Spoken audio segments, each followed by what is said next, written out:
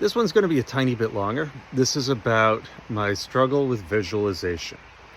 So I've gone on quite a few retreats at the Monroe Institute. I did quite a few in a year, and it was funny because in those I was the dullard of the class. I could not pick up anything. It took me a couple more years after that. I've done a ton of meditation, all this spiritual journey. I've met with everyone. If you want my backstory, that's a different day. What's really wild is I realized I can visualize, but a normal person closes their eyes, visualize a horse, you see a horse. I close my eyes to visualize a horse. If I'm trying to force it, I'm lucky if I see like a bluish shadow on a black background that might resemble a bare outline of a horse. And I realized that's not because I have experienced full-blown high-definition visualization. It's just not common to me. So at Monroe, there's remote viewing experiments and all this stuff. I would blow it for the class every time. Everyone else gets it. Everyone for the past 30 years gets it. This guy comes in, that would be me, and ruins it. All these exercises, I'm realizing I don't do the way everyone else does. And frankly, I would go there, have the most wonderful time, keep going back, but not experience what I'm there for. That's not true. I'd go there and not experience what I thought I was there for. Instead, what I'd get is what I really was there for. What I was there for was very deep openings that happened while I was there. And I loved every second. Well, I loved almost every second.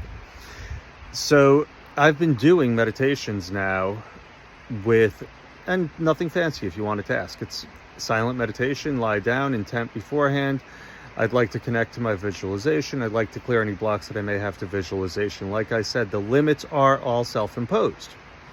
So I'm empowering myself to overcome this shortcoming. The shortcoming, I realized, was there for reasons that I'm not going into in this video.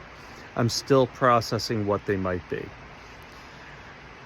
So my visualization challenges are relatively unique to me. I've not met someone that has been as challenged as I have.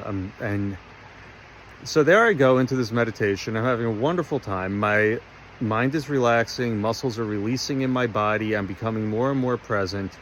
Really great meditation. But I'm still not quite visualizing. It's kind of like I'm in a movie theater, because that's what I was doing. I was projecting a screen in front of myself, and it was like someone was blocking the screen. So then I'm like, but it doesn't have to be that way. So I created a holodeck. It's just what happened, like in Star Trek. Boom. Now it's a fully immersive experience, and I'm able to do that one. And I'm able to connect in all these other ways. You see, I'd locked myself into using what we have to use in this body, but I don't have to use what we use in this body. I have access to any possible way, and I can create what's possible. So once I began to remove the limitations, now granted, you ask me to visualize, I'm still going to close my eyes, I'm going to look for the screen, I'm going to do everything out of habit. But it doesn't mean that that's the way that it has to be done. So as I'm experimenting with this creativity, I'm actually experiencing these really beautiful openings in my experience in this life, because I'm removing the limits that I put on myself, these false beliefs that I put on myself.